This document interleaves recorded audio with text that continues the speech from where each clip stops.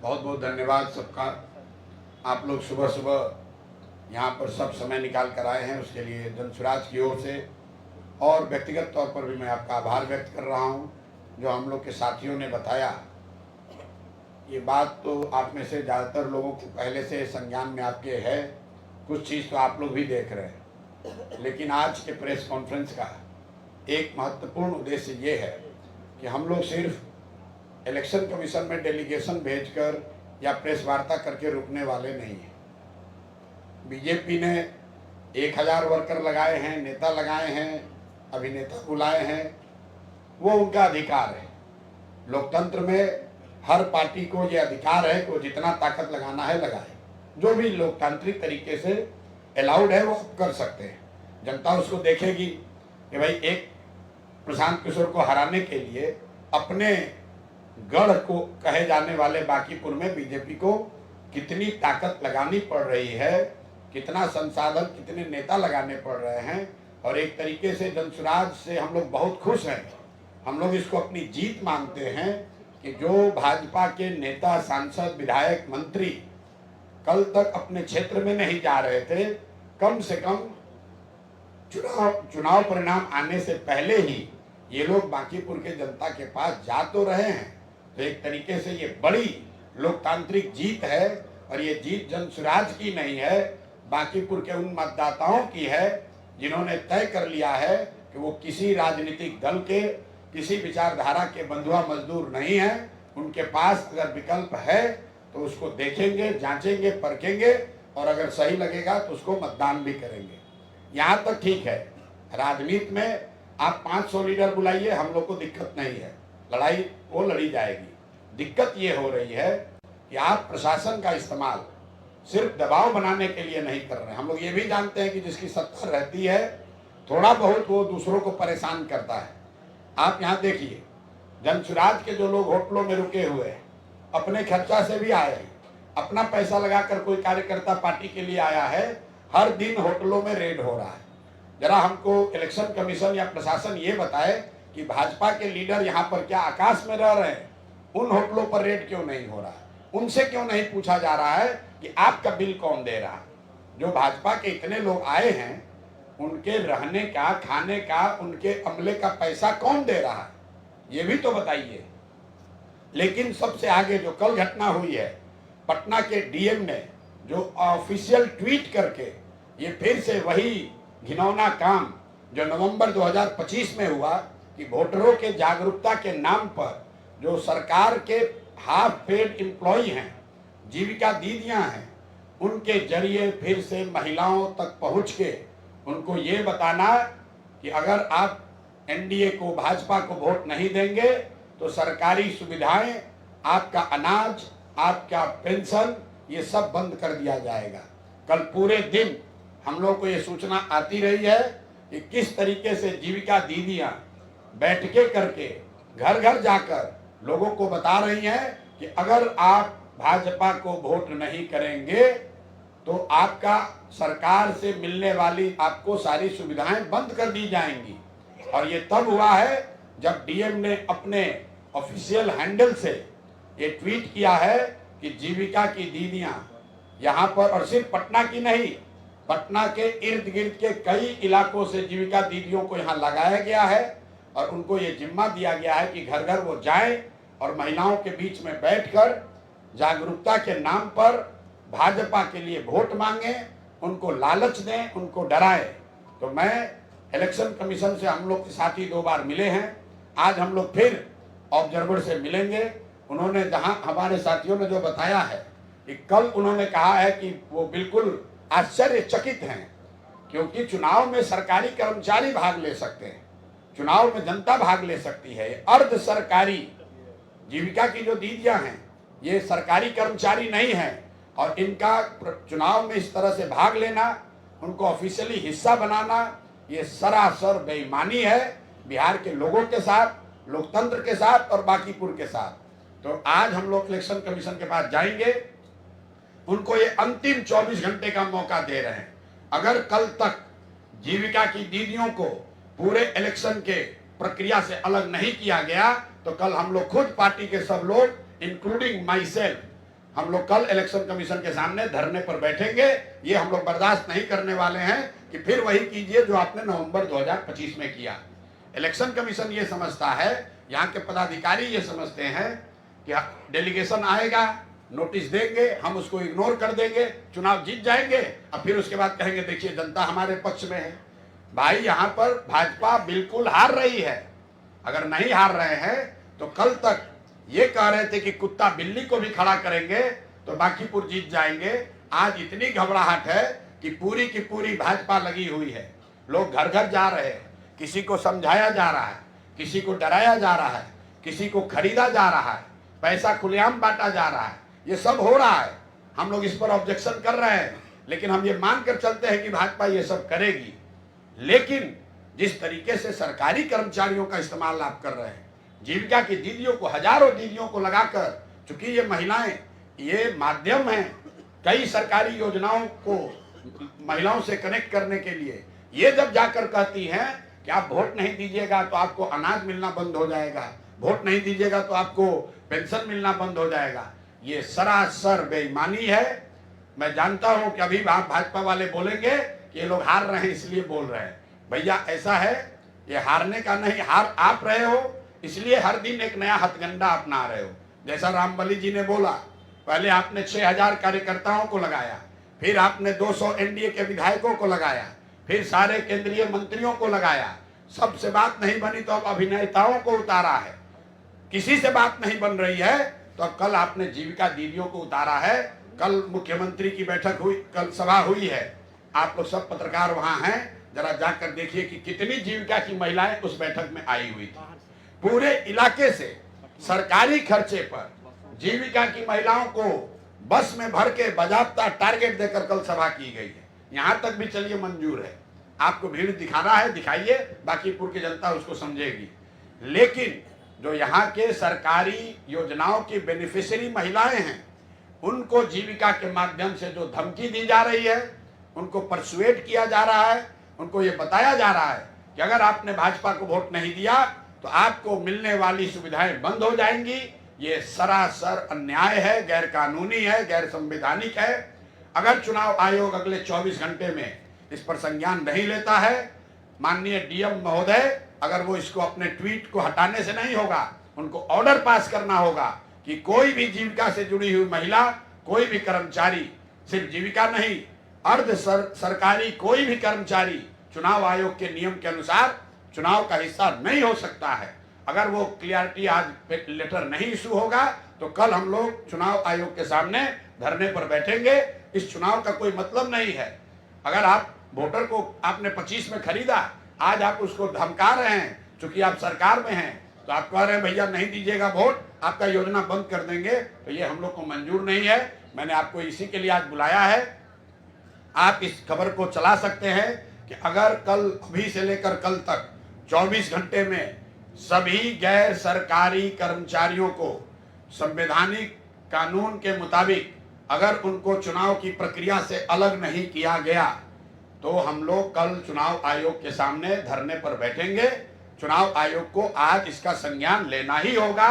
DM को official चिट्ठी लिखकर ये जारी करना होगा कि किसी भी हालत में गैर सरकारी और अर्ध सरकारी कर्मचारी चुनाव का हिस्सा नहीं हो सकते हैं।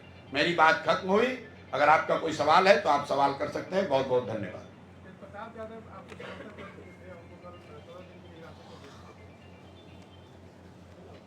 देखिए, मैंने पहले जब ये चुनाव शुरू हुआ तभी हम लोगों ने कहा है कि चुनाव जनसुराज और भाजपा के बीच नहीं है।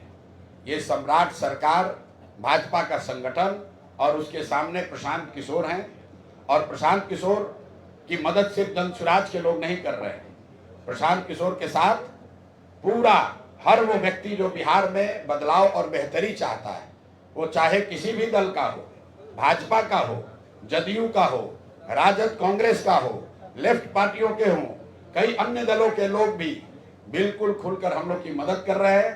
तेज प्रताप जी का आपने नाम लिया, उन्होंने कल समर्थन की घोषणा की और कल रात में 1:30 बजे तेज प्रताप जी को अरेस्ट करके बेउर जेल भेज दिया गया। ये दिखाता है कि कितना ये लोग डरे हुए हैं। भाई कल प्रोटेस्ट हुआ, उसमें मुझे बताया गया, मुझे पूरी जानकारी नहीं है, कि शायद तेज प्रताप जी भी उसमें गए थे। तो इतने बच्चे थे, उसमें एक आदमी को पकड़कर बेऊर जेल में भेजने का क्या मतलब है? किस धारा के अंतर्गत उनको गिरफ्तार किया गया है, क्यों किया गया है, ये पुलिस प्रशासन को बताना चाहिए।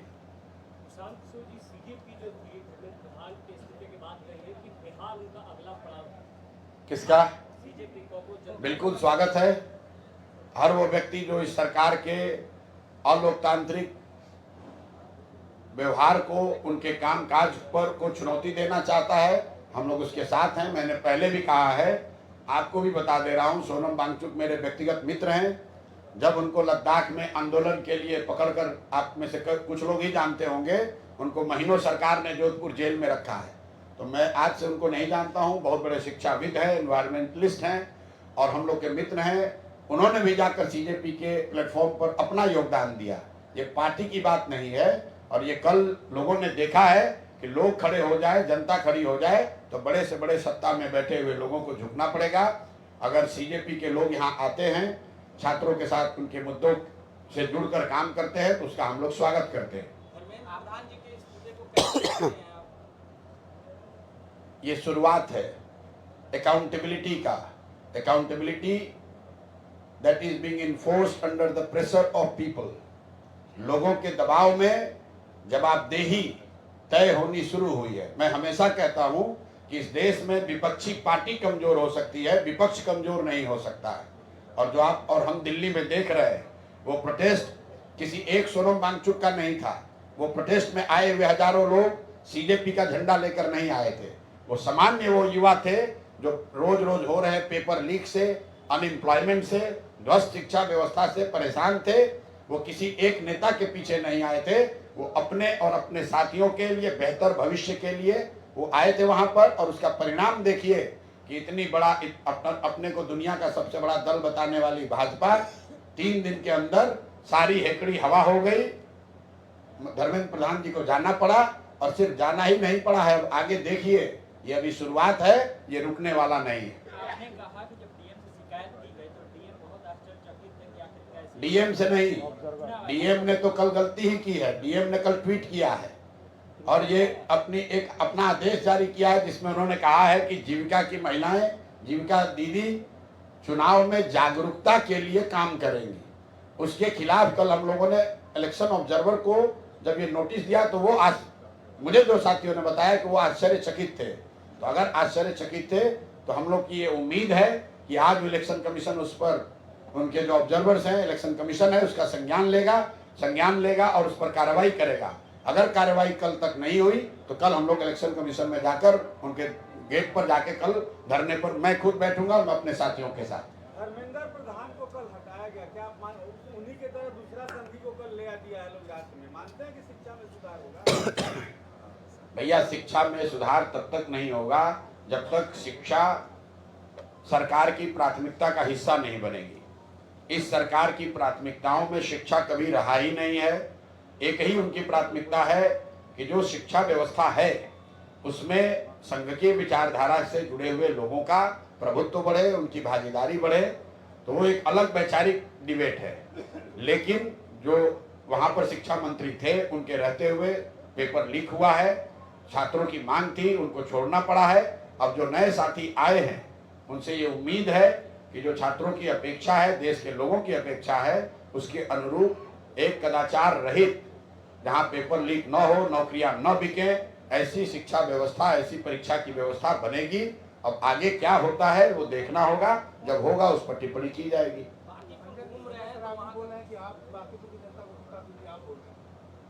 संजय सरावगी अभी नए नए पार्टी के अध्यक्ष बने हैं और उनके लिए बेहतर यही होगा कि पहले भाजपा के संगठन को, उसके अलग अलग हिस्सों को, लोगों की आकांक्षाओं को समझे। दरभंगा में जीवन भर राजनीति किए हैं और उनकी छवि वहां पर क्या है वो लोगों को पता है। मैं उस पर टीका टिप्पणी नहीं करना चाहता हूं आज के संदर्भ में। तो संजय सरावगी जी नए नए अध्यक्ष बने हैं। कोई भी जिम्मेवारी जब आप लेते हैं तो थोड़ा समय लगता है समझने में। तो संजय सरावगी जी को अभी थोड़ा समय लगेगा। भाजपा के भी कार्यविधि को, उनके संगठन को, संगठन की इकाइयों को समझने में उनको समय लगेगा। यही संजय सरावगी आज से 1 महीना पहले आप लोगों को कह रहे थे कि कौन प्रशांत किशोर। हमारी लड़ाई तो राजद से है। और आज वही सरावगी साहब कह रहे हैं कि हम लोग बहरूपिया हैं, जन सुराज वाले पैसा खर्च कर रहे हैं। ये पहली बार हो रहा है कि 30,000 करोड़ रुपया जिस पार्टी के अकाउंट में है वो पार्टी दूसरे को कह रही है कि ये लोग पैसे पर चुनाव लड़ रहे हैं। जो पार्टी अपना 6,000 वर्कर से यहाँ काम करा रही है, नेता अभिनेता सब इंक्लूडेड, वो दूसरे को कह रहे हैं कि भाई ये लोग बहुत वर्कर बुलाए। तो ये दिखाता है कि कितनी हताशा है। ये भी दिखाता है ये लोग भौकाल बांध कर चुनाव लड़ते हैं, जमीन पर कुछ नहीं है। जमीन पर अगर कोई खड़ा हो गया तो इनके हाथ पांव फूल रहे हैं। चूंकि कोई लड़ता नहीं है, लालू जी का डर दिखाकर ये लोग बांकीपुर जीत जाते हैं, तो इनको लगता है कि पूरी जनता इन्हीं के पास है। ये हमारा सब्जेक्टिव एनालिसिस नहीं है, आप आंकड़ों को देख लीजिए। बांकीपुर में 40-41% वोट पड़ता है। उस वोट का अगर 60% भाजपा को मिलता है, तो इसका मतलब है कि बांकीपुर के 24 से 25% मतदाता भाजपा को वोट देते हैं। 75% मतदाता या तो भाजपा को वोट नहीं दे रहे हैं या उनके खिलाफ में वोट दे रहे हैं। लेकिन उनकी एक खुशफहमी थी अभी तक, ये हमारा किला है। अब जब वो किला दरक रहा है, ढह रहा है, तो घबराहट में हर तरह का प्रपंच कर रहे हैं। लेकिन मैं आज फिर कह रहा हूं कि पार्टी के तौर पर जो करना है कर लो भाई, जिसको बुलाना है बुला लो। अभी दूसरे कोई नेता बाकी है, उनको भी बुला लीजिए। सरकारी तंत्र का इस्तेमाल मत करो। और सरकारी तंत्र का भी इस्तेमाल महिलाओं को डराने के लिए, सरकारी योजना के नाम पर कभी कहते हो 2 लाख रुपए देंगे। अगर मतदाता जागरूकता अभियान चुनाव आयोग चला रहा है तो उसका एक जागरूकता का पॉइंट होना चाहिए कि कोई भी मतदाता वोट न बेचे, डर कर कोई वोट न दे। चुनाव एडमिनिस्ट्रेशन तो इसका उल्टा करा रहा है। एडमिनिस्ट्रेशन कह रहा है कि आप पैसा लेकर वोट दीजिए, एडमिनिस्ट्रेशन ये कह रहा है कि आप डर कर वोट दीजिए। एडमिनिस्ट्रेशन ये कह रहा है कि अगर आप सत्तारूढ़ पार्टी को वोट नहीं देंगे तो आपका सब सुविधा रोक दिया जाएगा। आपको बाहरी बता रहे हैं। अब बेचारे कभी कभी आते हैं, उन पर ज़्यादा टीका टिप्पणी करना ठीक नहीं है। SIS चलाते हैं और बड़े बिजनेसमैन हैं। पिताजी राज्यसभा में MP रहे हैं, तो पटना घूमते फिरते बाबूजी के घर में कभी आते हैं। और कभी कभी मेरे पुराने मित्र भी हैं, अच्छे आदमी हैं, पढ़े लिखे व्यक्ति हैं, लेकिन पार्टी का दबाव भी तो है। नीचे नीचे वो भी यही कह रहे हैं कि प्रशांत किशोर को जिताओ। आप ऋतुराज सिन्हा के जितने मित्र दोस्त काडर लोग हैं, अब आपने बात छेड़ दी है। तो ऋतुराज सिन्हा जी बेचारे यहाँ पर MP के टिकट के दावेदार थे। भाजपा के जितने यहाँ पर MLA लोग हैं और संगठन के कई लोगों ने उनका टिकट काटने में अपना योगदान किया है। तो ऋतुराज जी सक्रिय होकर वो अपना हिसाब सेटल कर रहे हैं। ऊपर कुछ बता रहे हैं और नीचे सबको भाजपा को बता रहे हैं कि भैया प्रशांत किशोर को जिता दो, क्योंकि उनको अगला चुनाव लड़ने की उनकी आशा अपेक्षा है। और ऋतुराज जी अकेले नहीं हैं, ऐसे कई लोग भाजपा के हैं। हर वार्ड में भाजपा के जो लोग हैं वो लगे हुए हैं कि किसी भी तरीके से भाजपा को हराया जाए। आप लगातार फील्ड में उतर रहे हैं, जनता का क्या रुख है, जनता क्या चाह रही है? जनता का रुख क्या है ये तो आप हमसे पूछने के बजाय भाजपा के रिस्पॉन्स से ही देख लीजिए। कल तक ये बता रहे थे कि हम तो बैठे बैठे जीत जाएंगे, आज इतनी मशक्कत कर रहे हैं। तो कल किसी एक अभिनेता को पूछा गया तो कहता है कि भाजपा वाले हम लोग हर चुनाव को बहुत गंभीरता से लेते हैं। तो भैया इतनी ही गंभीरता से आप गुजरात में भी लड़ रहे होंगे, इतने ही गंभीरता से छत्तीसगढ़ में भी लड़ रहे होंगे, ऐसा तो मुझे नहीं दिख रहा है। भाजपा के राष्ट्रीय अध्यक्ष तो छत्तीसगढ़ में नहीं प्रचार कर रहे हैं, गुजरात नहीं गए हैं। भाजपा की पूरी सेना बांकीपुर में लगी है और मैं इसको अच्छा मानता हूं। उनको लगाने दीजिए ताकत, राजनीतिक ताकत से हम लोग घबराने वाले नहीं हैं। आपको जो बाकी रह गए हैं भाजपा के नेता, उनको भी बुला लीजिए। हम लोग का ऑब्जेक्शन सिर्फ एक बात पर है कि सरकारी तंत्र से डराइए, हम लोग डरेंगे नहीं। सरकारी तंत्र का इस तरह का इस्तेमाल मत कीजिए जहां हजारों सरकारी गैर सरकारी अफसरों को लगाकर आप वोटर को प्रभावित करने की कोशिश कर रहे हैं। उसको छोड़कर आप जितना भी गलत काम कर रहे हैं, होटल पर रेट डालना है डालिए, हमारा एक्सपेंडिचर का डेली जांच हो रहा है वो कराइए। हम लोग को कोई दिक्कत नहीं है, हम लोग कोई गलती नहीं किए हैं, 1 रुपया भी प्रमाणित नहीं कर पाएंगे। उनका इलेक्शन कमीशन है, स्टेट गवर्नमेंट उनका है, केंद्र सरकार उनकी है, IT ED सब उनका है। अगर हम लोग गलत कर रहे हैं तो आप कार्रवाई कीजिए, वो सब राजनीतिक लड़ाई के परिधि में आता है। लेकिन जीविका दीदियों को लगाकर डीएम तो नहीं चुनाव लड़ रहे हैं ना, चुनाव भाजपा लड़ रही है। भाजपा अपने संसाधन लगाए, भाजपा अपने नेताओं को लगाए, डीएम क्यों चुनाव लड़ रहे हैं? यहाँ का पदाधिकारी क्यों चुनाव लड़ रहा है? और लोगों को धमकी क्यों दी जा रही है कि अगर आप वोट दीजिए, नहीं दीजिएगा भाजपा को तो आपका राशन कार्ड कैंसिल हो जाएगा, आपको आपका बिजली काट दिया जाएगा। ये क्यों कहा जा रहा है? हम लोग ऑब्जेक्शन उस पर कर रहे हैं। भाजपा के प्रयासों से जो गैर कानूनी भी है उससे भी डरते नहीं हैं। उनको जितना ताकत लगाना है लगाने दीजिए। है जो मोमेंटम बना है बीजेपी के खिलाफ, देश भर में जो मोमेंटम इस वक्त बना है बीजेपी के खिलाफ, अगर आप जीतते हैं तो आपको लगता है कि ये डाउनफॉल स्टार्ट है भाजपा का देश भर में? भाई देखिए, वो सब बड़ी बात हो जाएगी। मुझे तो खुशी इस बात की है कि आप जैसा पत्रकार एनडीटीवी ये कह रहा है कि देश में माहौल भाजपा के खिलाफ बना है, तो इस संज्ञान के लिए पहले आपका धन्यवाद कर रहे हैं। ये सही पत्रकारिता भी है शायद। लेकिन अगर देखिए, मैंने फिर वही बात जो कही, इस देश में विपक्ष कभी कमजोर नहीं हो सकता। 31-32% लोग, 35% लोग भाजपा को वोट देते हैं, 65% लोग तो उनके विरोध में ही है। वो ठीक है, वो किसी एक पार्टी, एक नेता के पीछे नहीं है, लेकिन 65% लोग विरोध में है। और एक समय आएगा कि जब आप बहुत उनको परेशान करेंगे तो लोग सड़क पर आएंगे। उसी का एक नज़ारा आपको जंतर मंतर पर दिखा, कुछ हद तक पटना में भी दिख रहा है और आगे भी दिखेगा। लोग रोजगार चाहते हैं, पढ़ाई चाहते हैं। सिर्फ धर्म के नाम पर आप ये नहीं कर सकते हैं, और तब तो और नहीं कर सकते हैं जब लोगों ने देख लिया है कि जिस राम मंदिर के नाम पर आप बरसों से वोट ले रहे हैं, उसके चढ़ावे में भी चोरी से आप बाज नहीं आ रहे। केसी सिन्हा आपके फाउंडर मेंबर रहे, उधर चले गए, आप उनकी पूरी नहीं बोलते थे, तो उन पर जरा थोड़ा प्रकाश। बहुत बहुत अच्छे व्यक्ति हैं केसी सिन्हा जी, सम्मानित गणितज्ञ हैं।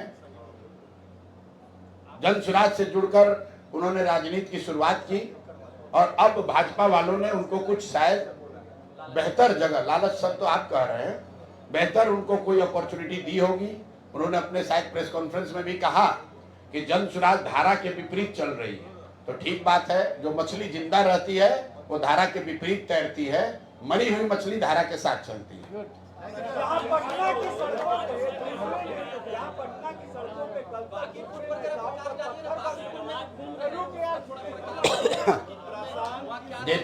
जितना बांकीपुर में हम घूम रहे हैं, उससे ज्यादा तो आप लोग घूम रहे हैं।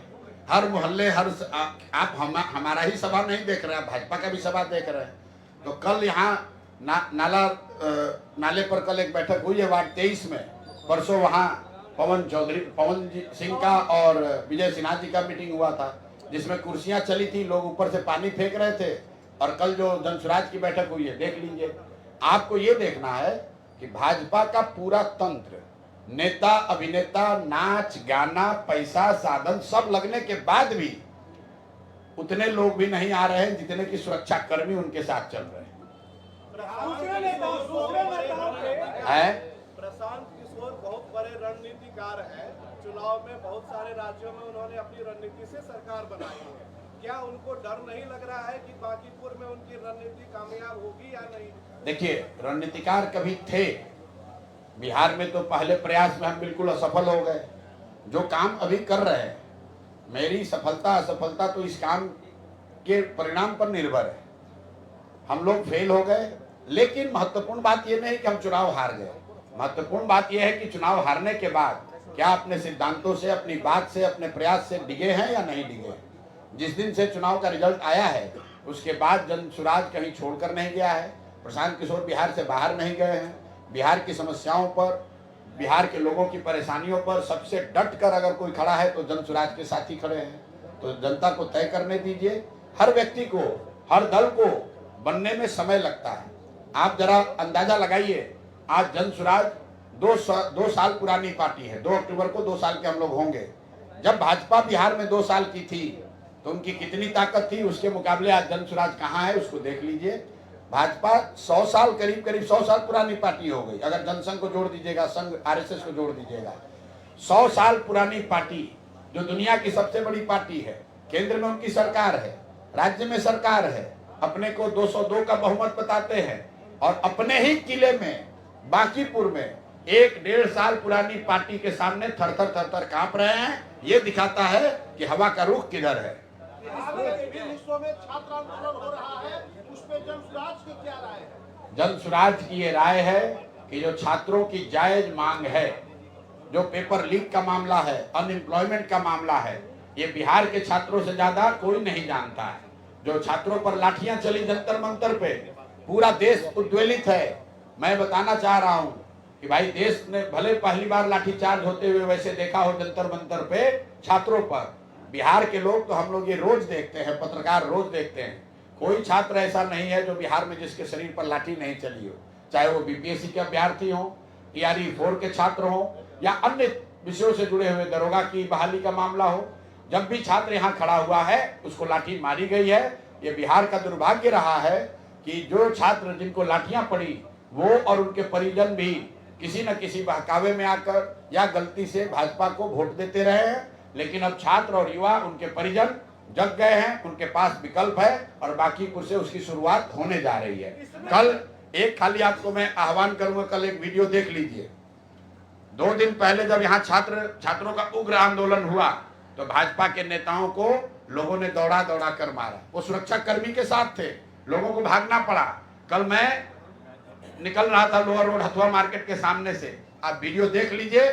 जितने छात्रों को पुलिस दौड़ा रही थी वो भी हमसे मिले, हमसे हमारे गाड़ी को घेर कर वो लड़के भी खड़े थे, लेकिन गाली देने के लिए नहीं, डराने के लिए नहीं, ये कहने के लिए कि भैया आप ही और जनसुराज ही हम लोग का भरोसा है, आप लगे रहिए, हर हालत में आपकी मदद में हम लोग खड़े हैं। जिन लोगों ने हम लोग को लाठी मारी है, हम लोग सब मिलकर बाकीपुर में वोट से इनका हिसाब करेंगे। बहुत बहुत धन्यवाद भैया।